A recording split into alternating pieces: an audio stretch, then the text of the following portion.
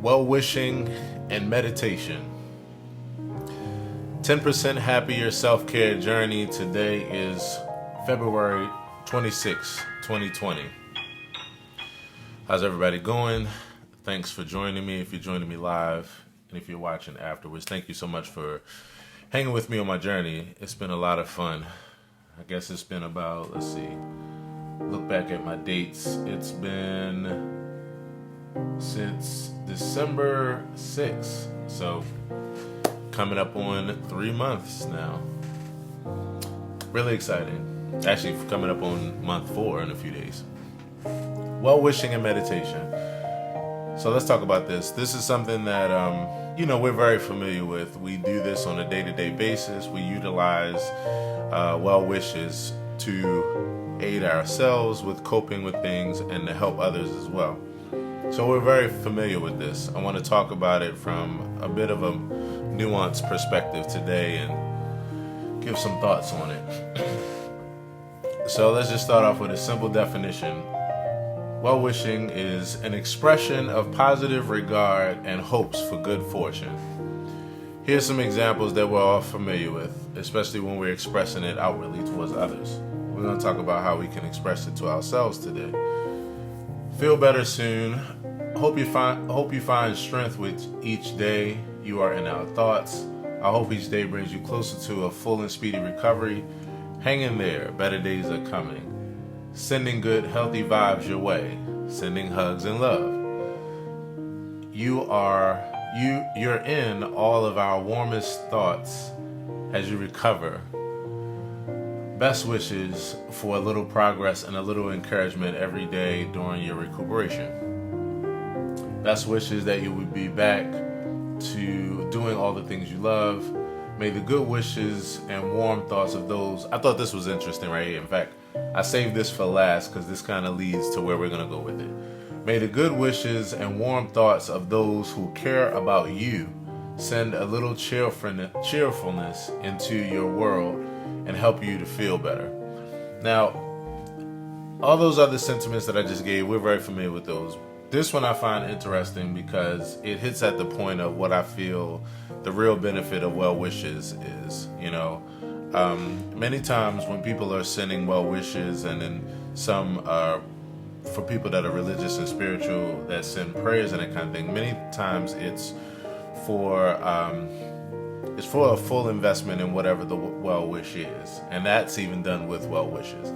But I think the real charm and the real effectiveness of well wishes lies in this statement and the one that we're going to look at after this, which is that may the good wishes and warm thoughts of those who care about you. Like, it's actually the knowing that somebody is thinking about you, and that they care for you and that they want you to be well, sends you a little cheerfulness into your world and help you to feel better.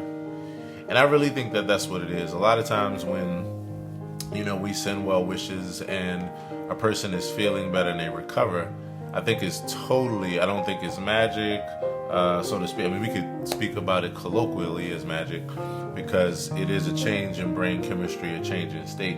But I don't think it's magic from the perspective of a miracle or something that was done from some other source divinely and that kind of thing. Even though I'm familiar with that perception, I think that it's more so because the person themselves, when you feel better or when you feel loved, when you feel cared about, when you feel like somebody's thinking about you, that naturally makes you feel better, puts you in a better mood, makes you more optimistic. In some cases, it makes you more cooperative. It makes you relax a bit more, allows you to breathe, a bunch of things that wind up being helpful to your state and can allow you to be led to either a recovery or something changing.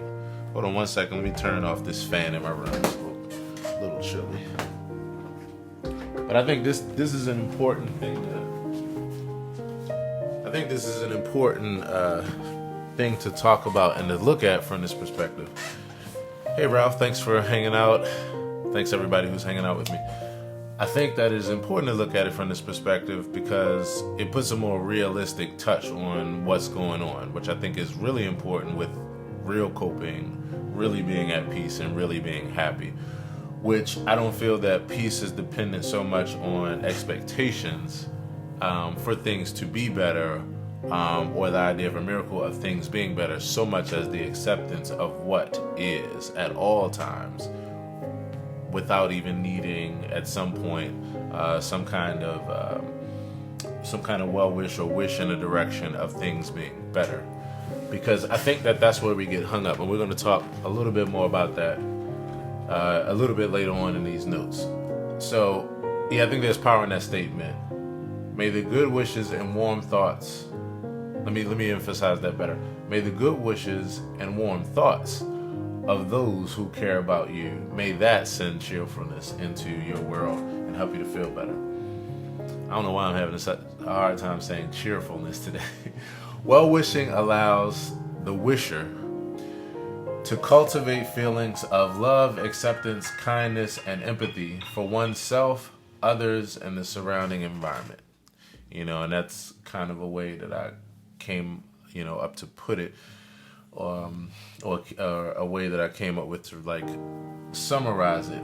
It allows the wisher to cultivate feelings of love, acceptance, and then also conversely, the person, if they know, they say that this is a completely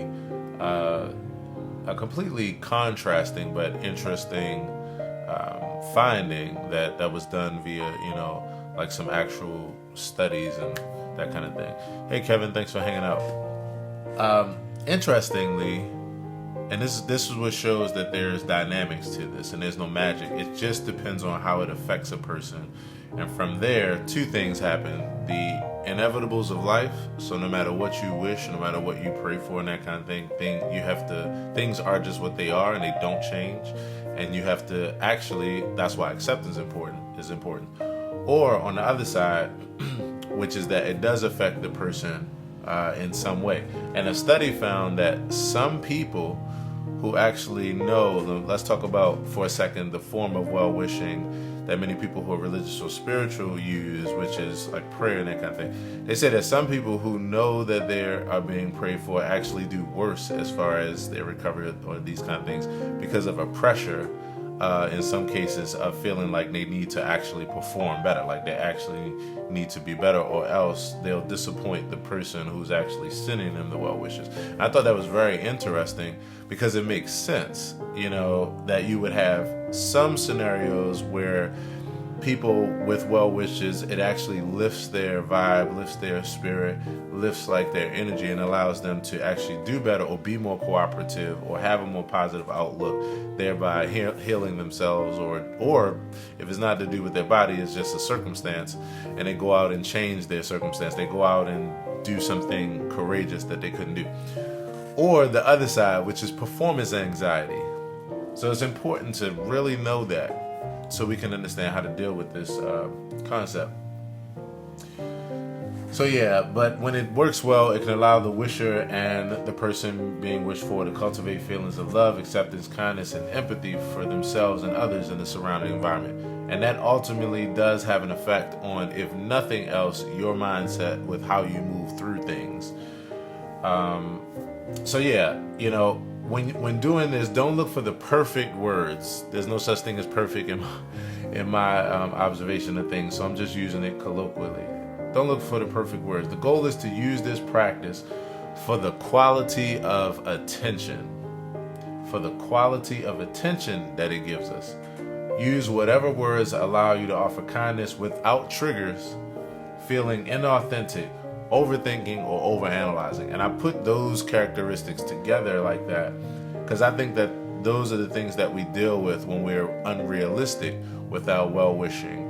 And for people that are religious and spiritual, when we're unrealistic without praying and that kind of thing.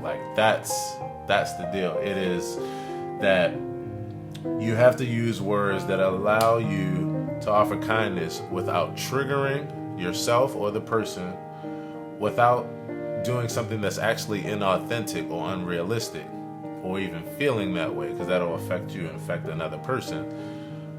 without overthinking it or overanalyzing it. And that to me is the point of how you want to choose your words. And we'll talk about some of those kind of things. We're going to move at some point for a few minutes into offering well wishes to ourselves, and using phrases. So well wishing should not be confused with naivete, to avoid accepting a truth, or in place of extending physical help when possible. And those that know what I'm talking about know what I'm talking about. I'm going to break it down in a few seconds. Most times, well-wishing positively affects the mental perspective and capacity of the giver and the receiver, which at times can lead to a physical manifestation. When it doesn't, it's because life is life, and it has inevitable circumstances that cannot be avoided. It's important to be realistic and mindful at all times while applying this practice, so as not to become irrational or too attached to expectations. I meant to put another O in my word too. I had one O. So I forgot to paste the notes to the chat. I'm doing that right now. If you are watching this live, it's in the chat. If you're watching this on YouTube afterwards, it's going to be in the description and in the chat. So let's take that back from the top again. Well-wishing should not be confused with naivete. There are many times people use that to really just paint a picture of something that's just not even realistic. Like you can see the effects, you can see what's going on, you can see it's not going to change. And so we kind of do it in a way sometimes to just willfully be ignorant about what we're dealing with or what we're looking at. And that's something I started realizing like years ago when I started studying religion and spirituality really closely, and our practice in that kind of thing. I started realizing like, sometimes we can be very unrealistic.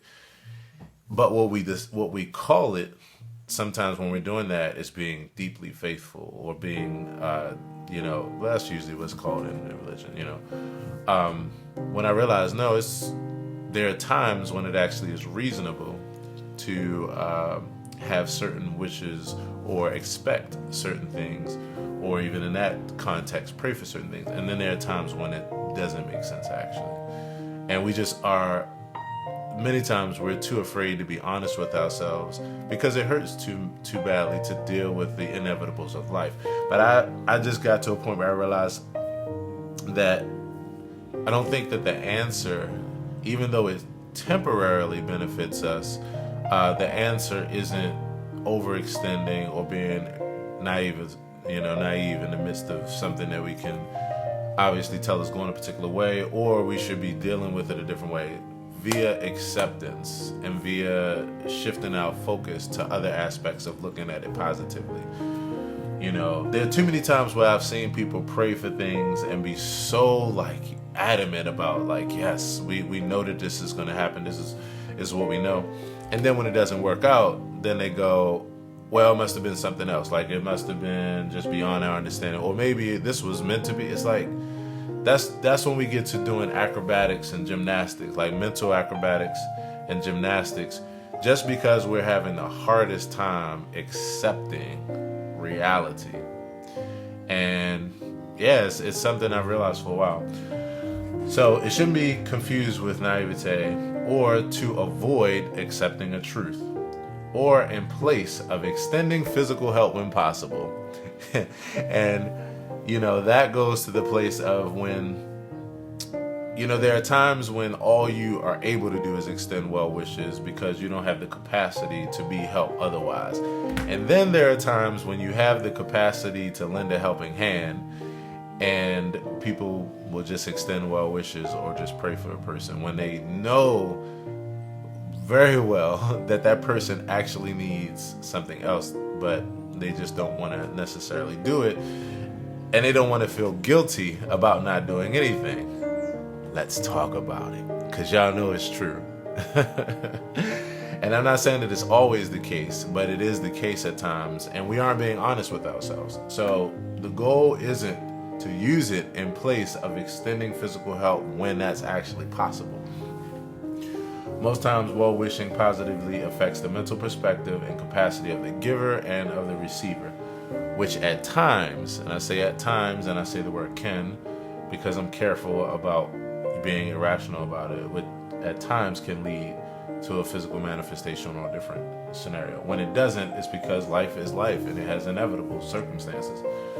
That's why it's important to be realistic and mindful at times while applying this practice, so as not to become irrational or too attached to expectations. I've seen us in our various thought systems become too attached to expectations, where when life is life and we finally have to accept that things won't change, it becomes the hardest thing in the world.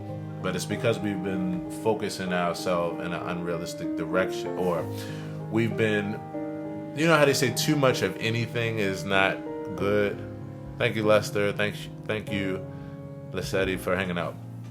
You know how they say too much of anything is not good for you? This is one of those cases where, at times we feed ourselves certain aspects of what we would consider positivity, optimism, faithfulness, well wishes, those kind of things, to the point of naivete, where they hurt us. Because we're overextending, and everything has its limit and everything makes sense in certain contexts. If you find that a phrase does not work for you, find ones that do. So what I'm talking about here is, one thing we're going to do for just a few short minutes is a meditation around well wishes and extending well wishes to ourselves and to others. And I'm always paying attention to something sounding too lofty or head in the clouds kind of vibe. So if you have anything that's like that, when we use phrases like "May I be well," "May I be safe," "May others be safe," if you feel like that, then just switch up your phrases. Just use what works for you, so that you don't have to overthink and be in your head too much. So with that, I'm going to invite us into a short meditation. You can pretty much do this wherever you are. You don't have to have your eyes closed. You don't have to stop and do, it's what I call the 30-second meditation technique, which is just 3 deep breaths and 10 seconds of just being in that place of mindfulness, where for a second you can just detach and be non-judgmental about yourself and others and circumstances, and just be with your breath. So you could close your eyes. I'm going to actually close my eyes, and we're just going to take 3 deep breaths, long inhales and long exhales. With this, we know that breathing deeply, or we're reminded that breathing deeply allows us to slow our heart rate down. It allows us to decompress. It allows us to relax and settle in. So with that, we're going to take a deep breath in through the nose and out through the mouth. So let's take a deep breath in and out. Another deep breath in and out.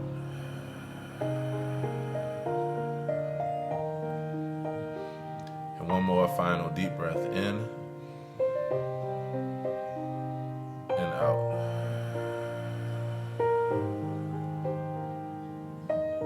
And we're just going to take a few more moments to just be in that place and to just relax and settle in.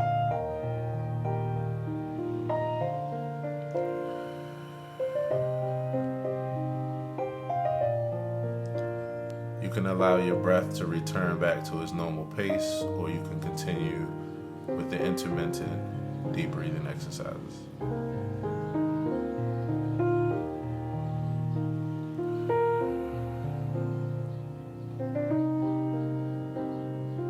So as a practice, I want to invite you to just kind of silently say phrases to yourself that allow you to feel that sense of well-wishing. So you're going to use phrases like, "May I be well," "May others be well," "May I be safe," "May others be as safe," "May I be at peace," "May others be at peace."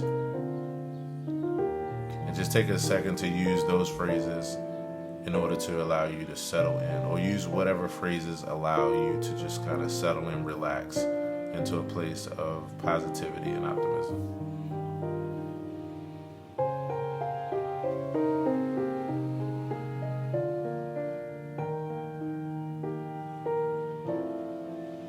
So you can also bring others to mind that are personal and significant to you. And you can use that in order to direct your attention that way.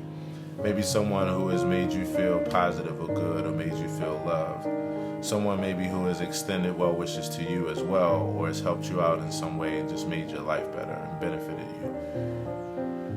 You can take a second to offer those same well wishes in that direction and allow that to give you a sense of peace, calmness, and a sense of positivity that you're doing something positive to help yourself and to help your perspective outwardly about others.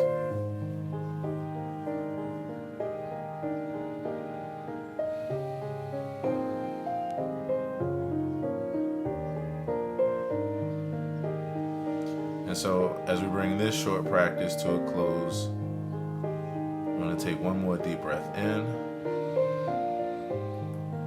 and exhale out.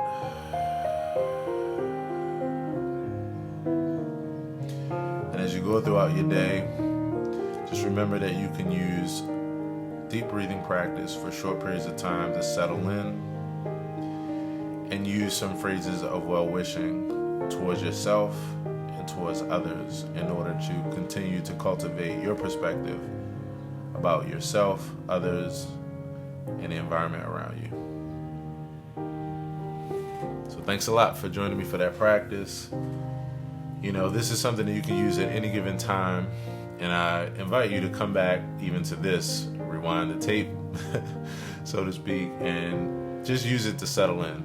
You know, it's really mindfulness, like small aspects of mindfulness that allow you in different circumstances to keep your equanimity volume high, you know, your mental composure and calmness, you know, or to be able to be patient with others or whatever is needed for the job at the time. So just remember that and join me tomorrow for the same damn thing. We just keep practicing this one day at a time. It's like going to the gym. You know, you're just working out one day at a time. You can increase your capacity, your mental and emotional stamina, your emotional intelligence, and your emotional resilience by just being open to it and just putting it into practice for yourself. So I hope that helped you. Please drop a line if it did. The music that you're hearing in the background right now is my own original composition. It's called Contemplation. If you enjoy it, you can check it out on my project called Key Reflections. You can just Google Key Reflections Aaron Hill, and it's everywhere. You can check it out and add it to your playlist of choice. Other than that, if you'd like to help me to continue to make content like this or the other content that you see me do on a daily basis, then look out for that information in the comment section or description of this video. And as always, take care, peace, and be well. Thanks.